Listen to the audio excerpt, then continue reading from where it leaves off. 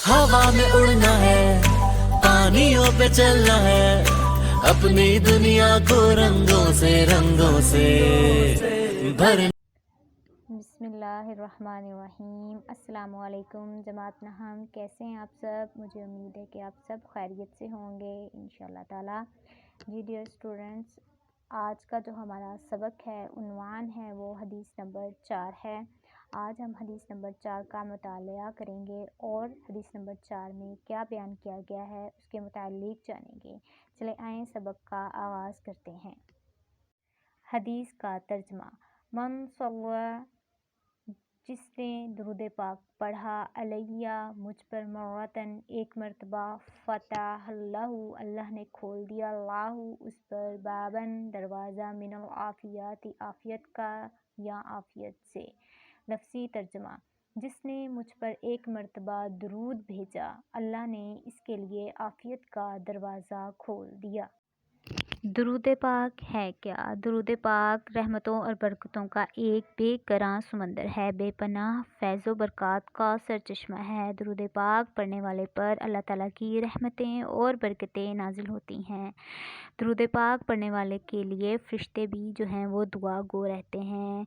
मुख्तसरन ये कि दुरूद पाक के फैज़ व बरक़ात इस कदर हैं कि उनको एक ही बार में बयान करना नामुमकिन है। अब हम बढ़ते हैं तशरीह की तरफ।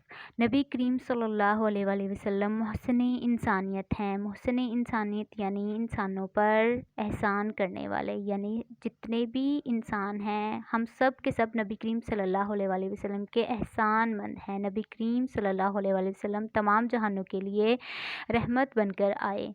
आप सल्लल्लाहु अलैहि वसल्लम ने बनी नूह इंसान को दुनिया और आखिरत में कामयाबी का रास्ता दिखाया।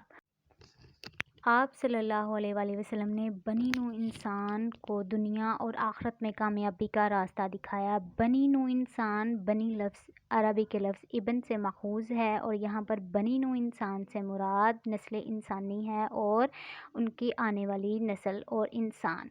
इनको दुनिया और आखिरत में, यानी कि दुनिया में भी और आखिरत में भी कामयाबी का रास्ता दिखाया। कैसे वो रास्ता दिखाया कि इंसान जो है वो ख़ुद को इस दुनिया में इस्लामी तालीमात के मुताबिक ढाल कर आखिरत में कामयाबी का रास्ता हासिल कर सकता है। यानी कि ये जो दुनिया है वो आखिरत की खेती है। अपनी ज़िंदगी और अमल से हमारे लिए उसवे हुस्ना पेश किया। अमल यानी किसी काम का करना, उसवे हुस्ना नेक मिसाल, यानी नबी करीम सल्लल्लाहु अलैहि वसल्लम ने अपनी ज़िंदगी से हमारे लिए उसवे हुस्ना नेक मिसाल पेश की। कैसे कि नबी करीम सल्लल्लाहु अलैहि वसल्लम का उठना बैठना, खाना पीना, सोना जागना, गर्ज़ के जो भी अमल होता था वो मुकम्मल तौर पर कुरानी तालीमात के मुताबिक होता था। और नबी करीम सल्लल्लाहु अलैहि वसल्लम की ज़िंदगी के मामलात जो थे, चाहे वो निजी हों या फिर वो दुनिया से मुतल्लिक़ हों या फिर वो आखिरत से मुतल्लिक़ हों, हर चीज़ जो है वो कुरान पाक की तालीमात के ताबे होती थी। मिसाल के तौर पर कुरान पाक में नमाज का हुक्म दिया गया है कि नमाज कायम करो, मगर ये नहीं बताया गया कि नमाज कैसे कायम करनी है। नबी करीम सल्लल्लाहु अलैहि वसल्लम ने अमल के ज़रिए जो है हमें नमाज कायम करके जो है सिखाया कि नमाज कैसे पढ़नी है। इंसान पर हुज़ूर सल्लल्लाहु अलैहि वसल्लम के एहसानात, एहसान की जमा का तकाज़ा, यानी कि दावा है कि हर चीज़ से बढ़कर आप सल्लल्लाहु अलैहि वसल्लम से मोहब्बत की जाए।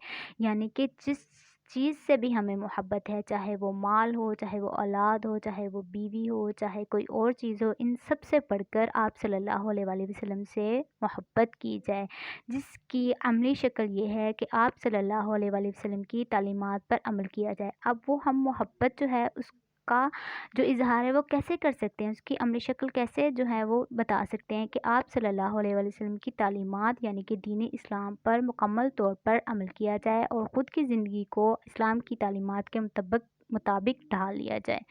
और मोहब्बत अक़ीदत के इज़हार के तौर पर, यानी कि अब यहाँ पर मोहब्बत कितनी है हमें अपने नबी से, अक़ीदत हम उनसे कितनी रखते हैं, अक़ीदत यानी दिल से कितनी मोहब्बत करते हैं, कितना भरोसा है हमें उन पर, उनके इज़हार के तौर पर आप सल्लल्लाहु अलैहि वसल्लम पर दुरूद व सलाम भेजा जाए।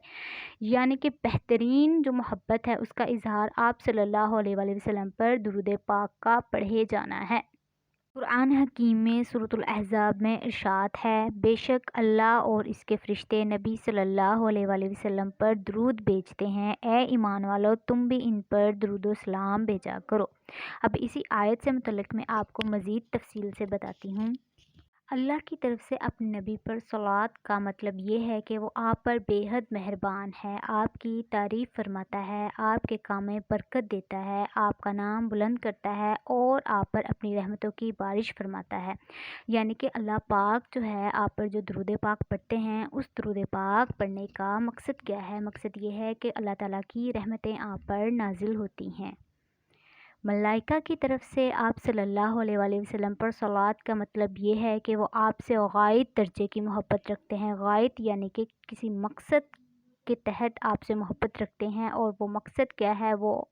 وہ ہے کہ وہ آپ کے حق میں اللہ سے دعا کرتے ہیں کہ وہ آپ کو زیادہ سے زیادہ بلند مرتبے عطا فرمائیں، آپ کے دین کو سر بلند کرے، آپ کی شریعت یعنی کہ بندوں کے واسطے مقرر فرمایا گیا قانون الہی اسلام کا قانون، اس کو فروغ بخشے اور آپ کو مقام محمود پر پہنچائے۔ یعنی کہ درود پاک اللہ تعالیٰ اور اس کے فرشتے جو ہیں وہ نبی صلی اللہ علیہ وآلہ وسلم پر بھیجتے ہیں، اور اللہ تعالیٰ نے ایمان والوں کو بھی تاکید کی ہے کہ وہ کثرت سے نبی کریم صلی اللہ علیہ وآلہ وسلم پر درود و سلام بھیجا کریں۔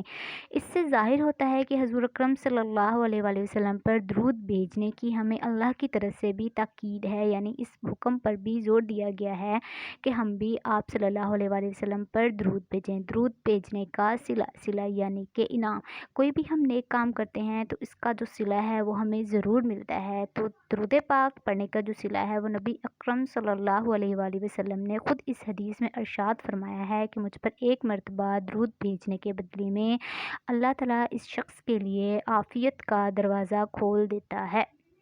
مختصراً اور خلاصہ اس حدیث کا یہ کہ درود پاک پڑھنے والے پر اللہ تعالیٰ کی رحمتیں اور برکتیں نازل ہوتی ہیں، اور اللہ تعالیٰ عافیت کا، سکون کا ایک جو دروازہ ہے، در جو ہے وہ اس انسان پر کھول دیتے ہیں۔ یعنی مین بات یہ ہے کہ اللہ تعالیٰ اس پر اپنی رحمتیں اور برکتیں نازل فرماتے ہیں صرف ایک مرتبہ ہی درود بھیجنے والے پر۔ تو سوچے جو ہر وقت کثرت سے اللہ تعالیٰ کہ اس حکم کی تعمیل کریں گے تو ان پر اللہ تعالیٰ کی کس قدر رحمتیں نازل ہوں گی۔ جی، اسی حدیث سے ریلیونٹ جو سوالات ہیں بنتے، جن کے نکات کو حدیث میں بہت اچھے طریقے سے میں نے واضح کر دیا ہے، وہ کچھ اس طرح سے ہیں کہ بنی نوع انسان کو دنیا اور آخرت میں کامیابی کا راستہ کس نے دکھایا؟ جس نے نبی کریم صلی اللہ علیہ وآلہ وسلم پر ایک مرتبہ درود بھیجا تو اللہ تعالیٰ نے اس کے لیے کس چیز کا دروازہ کھول دیا؟ محسن انسانیت سے کیا مراد ہے؟ نبی کریم صلی اللہ علیہ وآلہ وسلم پر کون کون جو ہے درود پاک پڑھتا ہے؟ اس کے علاوہ لفظی ترجمہ بھی پوچھا جا سکتا ہے، اور مزید نکات بھی جو ہیں وہ آپ سے کثیر الانتخابی سوالات اور مختصر سوالات کی صورت میں پوچھے جا سکتے ہیں۔ ہم نے حدیث نمبر 4 جو ہے اس کا ترجمہ اور تشریح مکمل کر لی ہے، اور مجھے امید ہے کہ آپ کو اس کی سمجھ آ چکی ہوگی۔ آپ نے اس حدیث کا ترجمہ اور تشریح اچھی طرح سے یاد کرنی ہے۔ اوکے اسٹوڈنٹس، اللہ حافظ۔